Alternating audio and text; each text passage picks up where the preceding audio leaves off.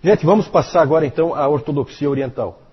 Por que nós temos que obrigatoriamente falar da Igreja Ortodoxa Oriental agora? Porque ela vai surgir. Só por isso. Né? Que ano houve a separação da Igreja, que era uma só até esse período aí? Alguém lembra? Quando foi? Não. Alguém lembra assim de cabeça? Não falamos ainda sobre isso. Mas às vezes as pessoas sabem, né?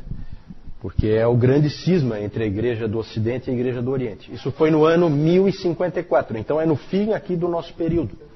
Certo? É claro que a coisa vai piorando ao longo do tempo, isso não acontece de repente. Certo? Todas as vezes que nós falamos da Igreja Oriental até agora, nós sempre nos referimos a ela como uma igreja só. Como uma igreja unida, né? À Igreja Católica Romana. Era uma igreja só, a Igreja Católica, não romana, a Igreja Católica. Católica e ortodoxa. Porque um problema nessa divisão que houve entre catolicismo romano e ortodoxia oriental é que um ficou com raiva do nome que o outro pegou. Por quê? Porque os católicos não se consideram menos ortodoxos do que os orientais. E os orientais não se consideram menos católicos do que os romanos. Né? Então são nomes assim que cada um roubou para si e que realmente não faz muito sentido, porque na verdade católico não é adequado, porque você tem duas igrejas, não é uma igreja universal. E, na verdade você tem até mais, porque tem aquelas outras, de outras divisões anteriores. E ortodoxa também não é adequada, porque a ortodoxa oriental não é a única que segue aquela ortodoxia dos concílios. Certo? Não, começou no Oriente, porque todos os concílios foram no Oriente. É interessante isso. É interessante que todos os concílios que valeram para a igreja como um todo, todos eles ocorreram no Oriente. Não sei porquê, né? Mas aconteceu assim. Né?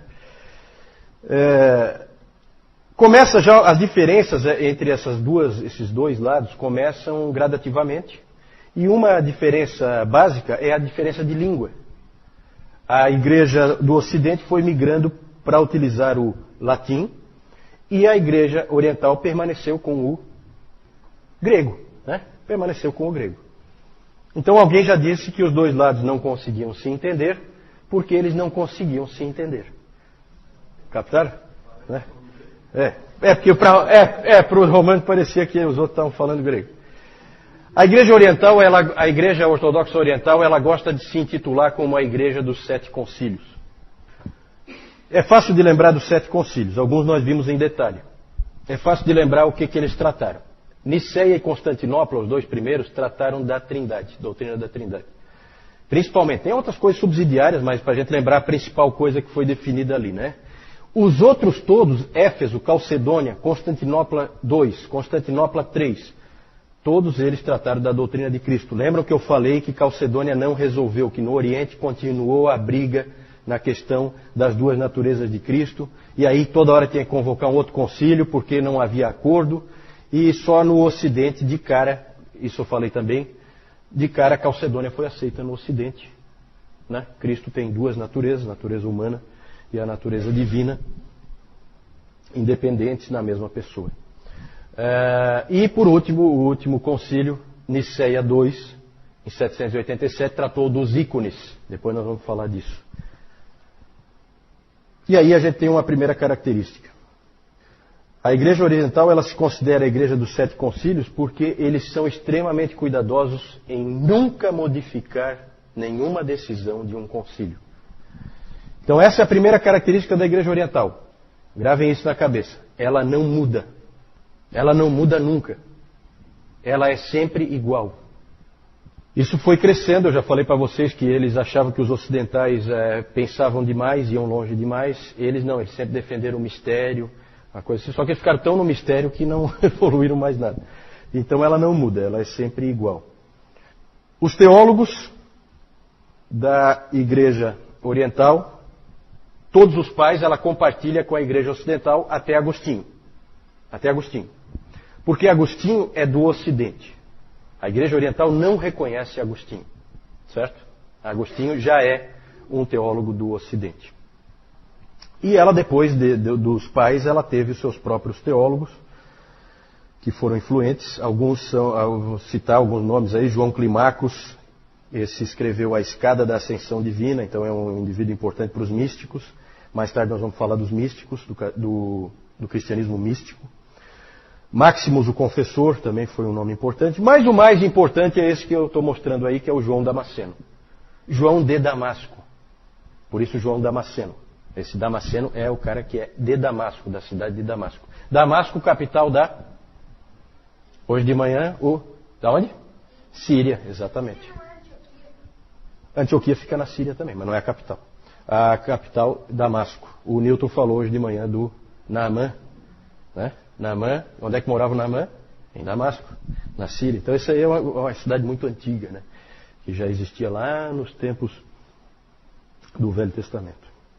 João Damasceno, ele nasceu numa família cristã, viveu no 7º e 8º séculos, já sob a Síria já tomada por quem?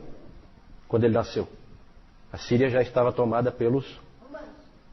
O que vocês acham? Século VII ele nasceu, né? Final do século VII. Muçulmanos, exatamente, muçulmanos. Muçulmanos já tinham tomado, então ele nasceu, ele era cristão, ele era de uma família cristã, nasceu numa família cristã, mas num país muçulmano. E ele trabalhava no governo de Damasco, interessante. Só que ele foi corajoso o suficiente para escrever um livro contra o Islã. Vai ter coragem assim, não está dando. E ele chamava o Islã de a heresia ismaelita. Porque realmente quando você estuda um pouquinho mais a fundo o islamismo, você vê que ali tem elementos tremendamente fortes de judaísmo e de cristianismo. É uma mistura, uma salada, né? Vários dos profetas ali são são personagens do... Né? Ibrahim, quem é Ibrahim? Abraão, né? O próprio Jesus, Issa, né? É também um profeta deles lá. Então eles têm esses personagens aí que se sobrepõem aí ao judaísmo e ao cristianismo. Ele escreveu o livro mais importante desse cara, do João Damasceno, foi A Fé Ortodoxa.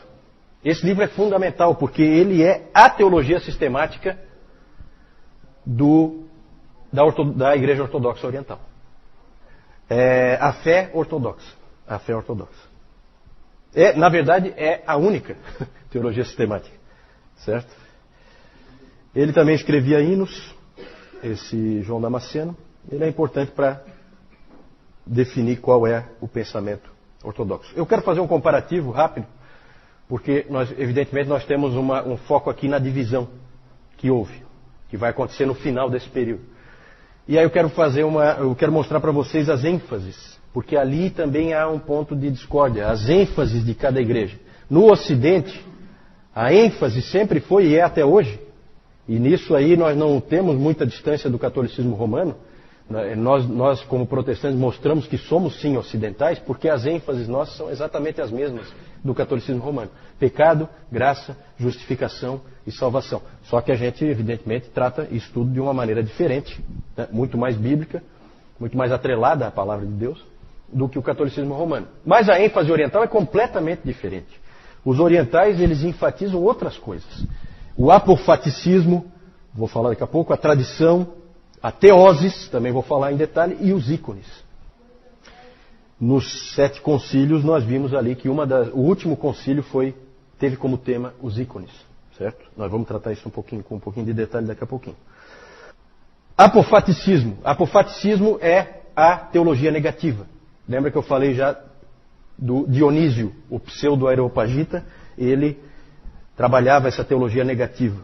Então eles têm essa ênfase em que a gente não pode conhecer a Deus, em que nós estamos no escuro, em que há mistérios, tudo é nebuloso, certo? Isso é uma ênfase deles. Por causa disso, e porque a igreja deles nunca muda, então não há diversidade. E o Ocidente, vocês eu acho que conseguiram perceber, só pelo que eu mostrei ali do Radberto e do Ratramno, tendo uma controvérsia dentro do mesmo monastério. Uma controvérsia séria que a igreja vai ter que resolver. E o Gottschalk, por exemplo, vindo trazer Agostinho de volta, e a igreja dando... Né? Então há uma diversidade gigantesca na igreja ocidental. Sempre há teologias lutando. Né? E na oriental não, porque tudo é nebuloso, nós não podemos saber, certo? E aí então tudo fica como sempre foi. É bem diferente. Então, teologia negativa. ênfase no mistério e na sombra em vez da luz. Tradição. O Ocidente também valorizou a tradição. Só que, como eu acabei de falar, no Ocidente fica essa coisa, toda hora aparece alguém que questiona a tradição. E diz, não, isso não é assim, isso deveria ser assado. E vai aparecendo esse tipo de conflito. No Oriente, jamais. A tradição no Oriente é diferente. Para eles, a tradição nada mais é do que a voz do Espírito. E eles dizem que em cada um daqueles 7 concílios repetiu-se o Pentecostes. Por mais que houvesse problemas ali, dificuldades, por fim o Espírito Santo tomou conta daqueles homens e o que eles decidiram é a palavra do Espírito Santo. Então vejam que é uma ênfase completamente diferente que nós não temos aqui no Ocidente. Nem o catolicismo romano, nem o protestantismo. Certo? A tradição deles é diferente e está em pé de igualdade com as Escrituras. Claro que se é uma repetição do Pentecostes e é o Espírito Santo falando, evidentemente que o Espírito Santo escrevendo ou falando agora no concílio, dá no mesmo. Sendo ele, a autoridade é dele. Certo? Então é assim que eles veem. Alterar uma decisão dos concílios, então, seria como alterar as Escrituras para nós. E por isso eles não alteram. Entenderam? É fácil de entender, né? Se a gente estuda um pouquinho e a gente simplifica, assim como eu estou simplificando aqui, a gente começa a entender um pouco o porquê de cada coisa. Uma coisa está ligada na outra. Certo? Mas vejam que é completamente diferente. Né? Já dá para ver que mais cedo ou mais tarde ia dividir, ou já estava dividido. Essa que é a verdade, já estava dividido. Não formalmente, mas estava dividido, porque pensam totalmente diferente. A revelação não é somente pelas Escrituras e muito menos através do Papa. Eles não têm Papa.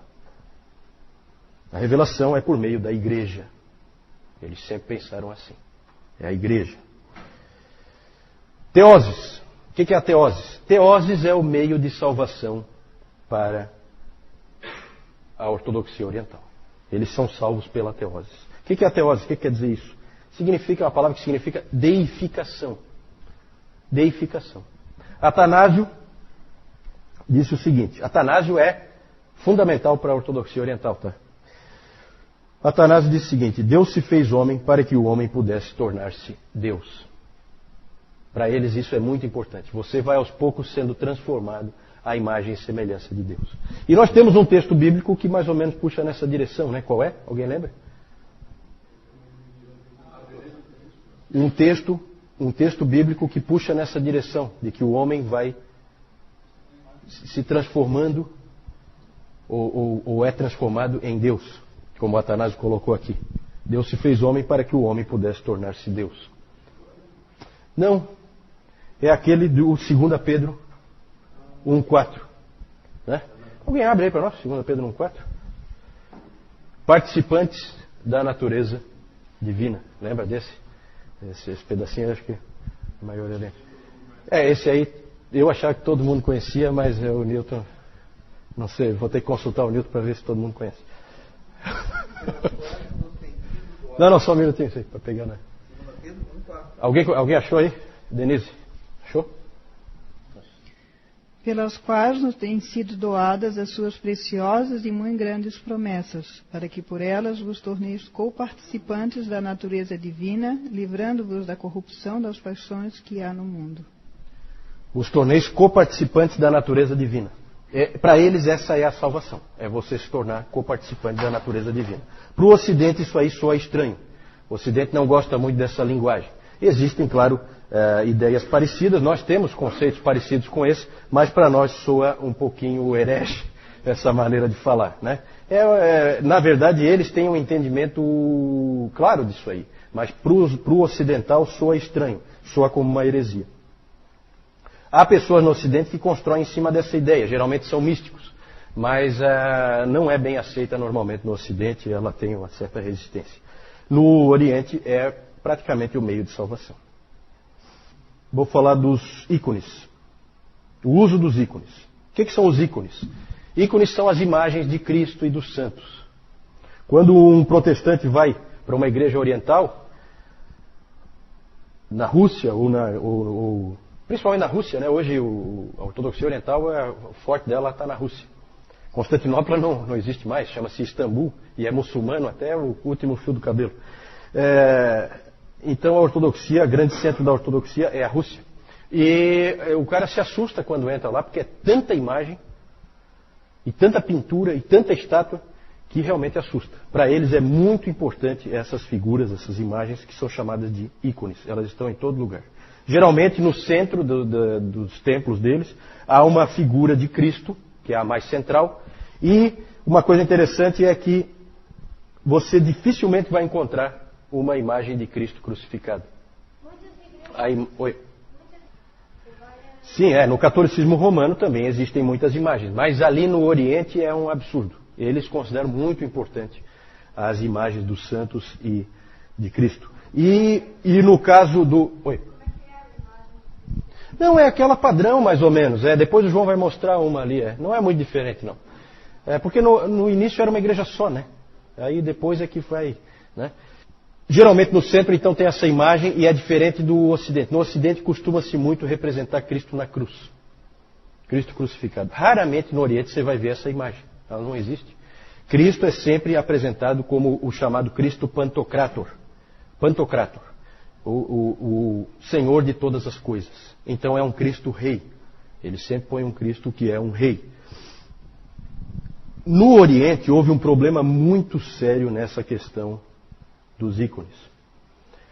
Houve um problema dos iconoclastas. O que é um iconoclasta? Eikon, tem na Bíblia, né? Eikon. Ele é a imagem do Deus invisível. Ele é o ícone do Deus invisível. Né? Não é Colossenses 1,15? Ele é a imagem do Deus invisível. Vai ver lá no grego, é Eikon. Então, o iconoclasta, Eikon é uma imagem, e clastos é quebrar. Então os iconoclastas são os que quebram imagens. E houve um problema muito sério. Levantou-se pelo século VII e VIII, principalmente no século VIII, apareceram esses iconoclastas, que eram indivíduos que achavam que não podia ter essas imagens. E aí apareceram imperadores que eram iconoclastas. E o principal deles é Leão III, que era um imperador bizantino, o Isuriano. Ele, em 730, mais ou menos ali por 730, ele então mandou quebrar e destruir todas as imagens que havia. Na Oriental, na Igreja Oriental. Por que isso? Os historiadores estudam isso e eles dizem que os imperadores temiam o poder dos mosteiros. Os mosteiros eram muito poderosos. E eram eles que incentivavam a veneração das imagens, eram eles que faziam as imagens, eram eles que pintavam as figuras, então eles tinham tudo na mão. E aquilo dava poder para eles. Outra coisa que se imagina também que tenha provocado a iconoclastia, o ataque às imagens, pode ter sido, esse violento, né? Pode ter sido por causa da influência muçulmana, que os muçulmanos estavam ali muito perto, e muçulmano não tem imagem em hipótese alguma.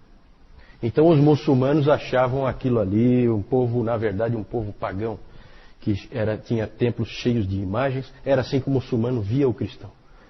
E aquilo ali era um mau testemunho, né, diante dos muçulmanos, e provavelmente também muitos encaravam aquilo como errado por mero erro teológico, porque a Bíblia não condena isso aí, né? Então houve esse problema dos iconoclastas. Esse problema levou à convocação daquele concílio, o sétimo concílio, em 787, para resolver essa questão, para se decidir, pode ter os ícones ou não. Na verdade, gente, olha, teve muitos abusos aí. Só para citar um exemplo, o que começou a se fazer era se pegava uma imagem aqui no templo, então tem uma estátua ali de um santo qualquer, e se raspava um pouquinho da pintura dentro do cálice, do vinho, que é para energizar. Que ficava muito mais poderoso se tivesse aquela raspinha, né? Então esse tipo de abuso, esse tipo de coisa, isso aí irritava muita gente. Vocês podem imaginar por quê. Então o clima estava ruim. Isso aí foi tudo no Oriente, tá? Nós tivemos no Ocidente também indivíduos que tentaram acabar com as imagens. O próprio Carlos Magno, ele procurou diminuir a influência das imagens. Ele achava que aquilo ali era uma coisa que não estava bom. Mas é difícil, eles tiveram dificuldade. Depois os protestantes tentaram, né? o Lutero, o Calvino. Lutero nem tanto, Lutero mais ou menos. Lutero uma boa parcela, mas se você vai numa igreja luterana, eles toleram melhor algumas imagens, principalmente da cruz e tal, né? O segundo concílio de Nicéia, então, como nós vimos, ele definiu a validade do uso dos ícones, como válidos, como bons. Ele colocou eles... Aí é aquela coisa, as coisas sempre pioram quando tem uma ação muito forte, ocorre uma reação muito forte. E aí eles colocaram os ícones em pé de igualdade com a palavra escrita. Certo? A palavra escrita é a revelação em palavras e a palavra nos ícones, a revelação nos ícones é a revelação em cores. Era assim que eles viam. E aí eles usaram de todo tipo de artimanha e estratégia, como é comum usar sofismas e esse tipo de coisa em teologia. Eles usaram argumentos contra os iconoclastas, dizendo que Jesus Cristo se fez homem e, portanto, é legítimo representá-lo na forma humana, e quem não o representa na forma humana pode ser acusado de docetismo. Docetismo era aquela heresia em que se dizia que Jesus não era verdadeiramente humano. Certo? Então é uma estratégia, né? E o próprio João Damasceno foi importante para a defesa dos ícones.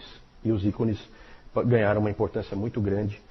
Quase que eles desaparecem, mas não desapareceram, acabaram ganhando força. Porque muitas vezes quando você persegue, você dá força. E foi exatamente o que aconteceu nessa questão dos ícones. São muito importantes na Igreja Oriental. E é claro que depois os teólogos tiveram que fazer uma ginástica para explicar a diferença entre adoração e veneração. Né? Os teólogos orientais tiveram o mesmo problema que o catolicismo romano tem. Como é que eu explico isso aí?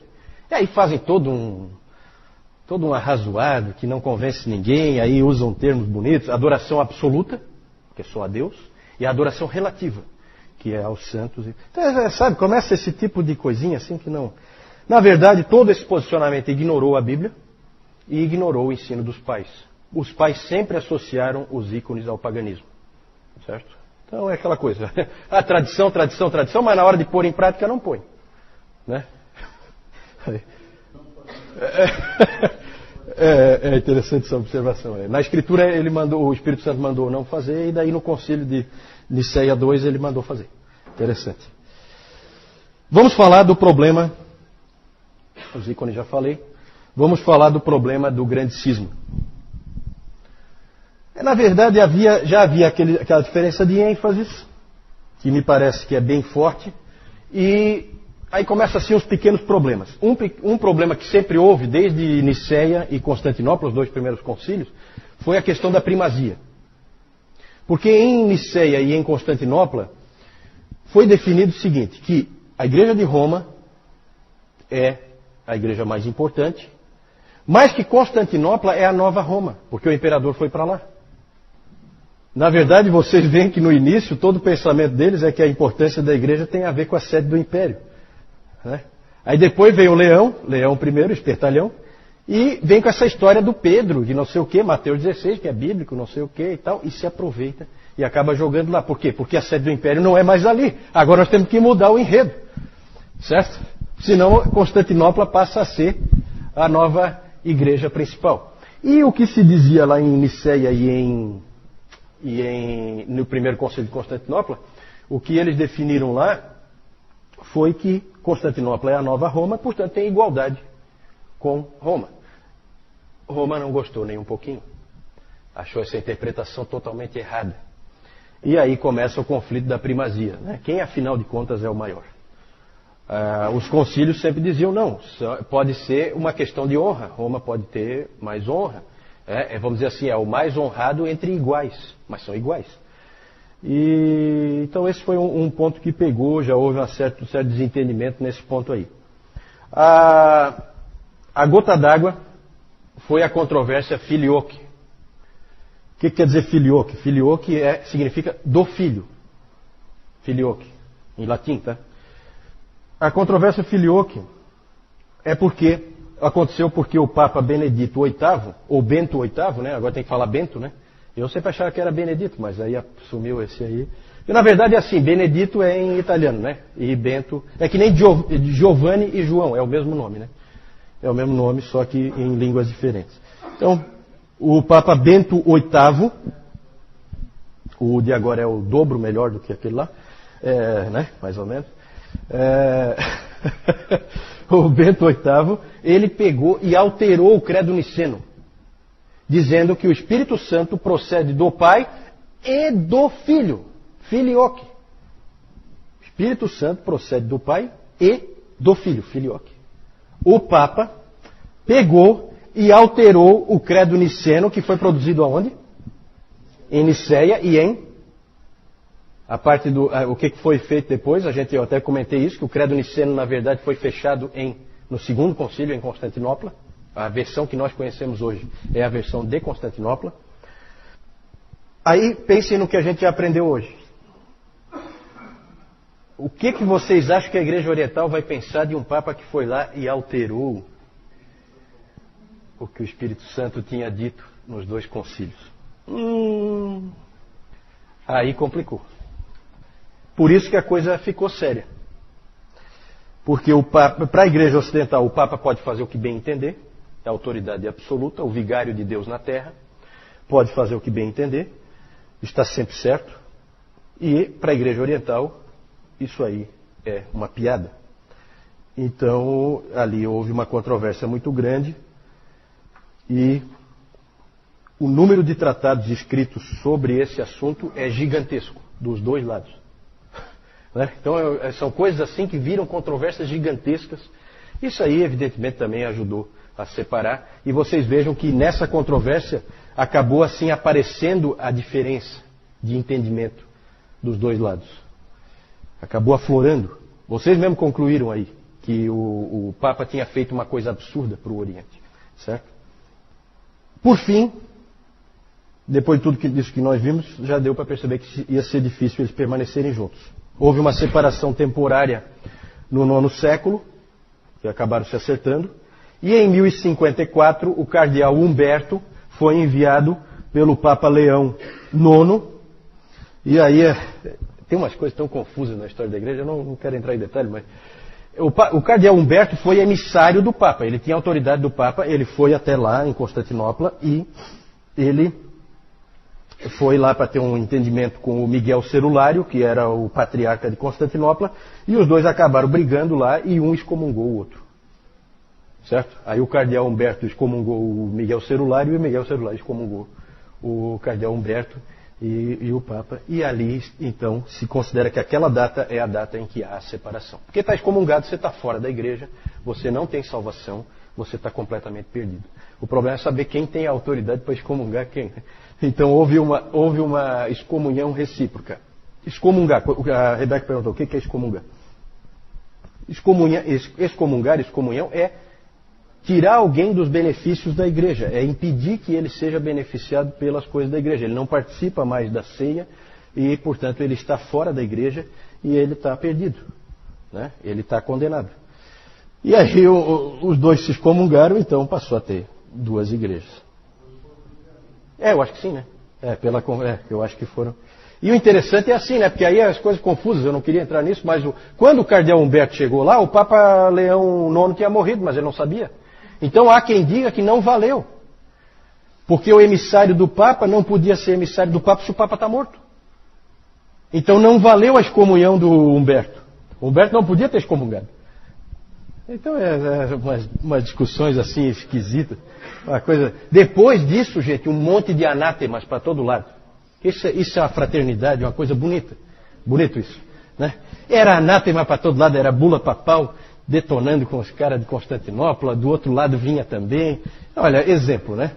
Os anátemas só foram removidos em 1965. Olha só, gente. Olha só. Quase 1000 anos depois, os anátemas foram removidos. O cisma persiste até hoje. É claro que o ataque dos cruzados a Constantinopla, que nós vamos ver mais para frente, o ataque dos cruzados a Constantinopla foi o golpe final. Ali não teve mais jeito, não tinha mais como eles se entenderem. João. Aqui, como já está dizendo, nós temos a figura de João Damasceno, né? Ele que foi o que escreveu a fé ortodoxa, que é a teologia sistemática, foi a única que existiu lá daquele período oriental ali, né? E aqui, nós temos aqui aquela figura que, como o Juliano explicou, a ortodoxia oriental não via Cristo pregado na cruz, mas via Cristo assim. Tá? Aqui com a Bíblia. Não. E aqui esse significado aqui da mão aqui, ele tem um significado também todo especial ali que eles dão para isso aí, tá? A pergunta da Jussara é sobre a questão do fato do cristianismo ter nascido no Oriente. O próprio Jesus Cristo e todos os primeiros cristãos eram orientais e que, portanto, haveria, em tese, uma tendência da interpretação oriental estar mais próxima da verdadeira do que a interpretação ocidental. Qual o problema aí? O problema é que fica claro que a interpretação oriental é uma interpretação grega. De grego, os judeus não tinham nada. Na verdade, eles não eram orientais, eles eram judeus. É bem diferente. A Palestina foi destruída. No ano 70, Jerusalém foi varrida do mapa e no ano 135, Adriano resolveu acabar o serviço e espalhou os judeus por tudo que é canto. Né? Então os judeus sempre foram isolados, sempre foram um povo isolado. O próprio Antigo Testamento mostra isso. Então esse pensamento oriental é um pensamento grego. Grande pedra de toque, que cidade dá qual é a cidade que dá a maior luz sobre como deve pensar a Igreja Ortodoxa Oriental? Pelo que nós já vimos. Não. Alexandria. Francisco matou lá. Alexandria. Certo? Esse pensamento é pensamento alexandrino. É pensamento egípcio. Certo? Esses caras foram os mais influentes para a ortodoxia oriental. Né? Então a gente não pode cair nisso aí. Na verdade, nós vimos ao longo da nossa história, nós vimos que é histórico. A explicação para eles pensarem assim é histórica. Eles pensam assim por causa de fatores históricos que foram aparecendo. Né? Inclusive decisões de concílios, para onde que a coisa pendeu. Alguns dos seus mestres acabaram levando numa determinada direção.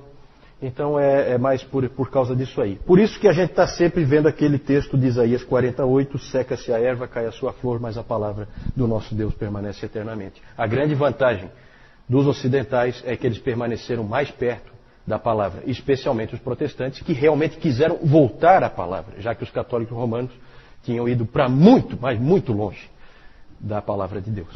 Né? Então, graças a Deus, porque a palavra de Deus permanece eternamente e é a nossa rocha. Né? E ali a gente vê que não tem nada disso aí. Quando a gente pega a palavra na mão, a gente vê que ela é bem direta, não tem esse mistério todo que eles falam. Não é assim, não é a teologia negativa. Paulo pega e descortina tudo. E abre, e revela, e mostra. Claro, sempre por orientação do Espírito Santo. O Espírito Santo está revelando, ele está abrindo, descortinando. Né? Então, na verdade, aí eles estão indo por um caminho perigoso.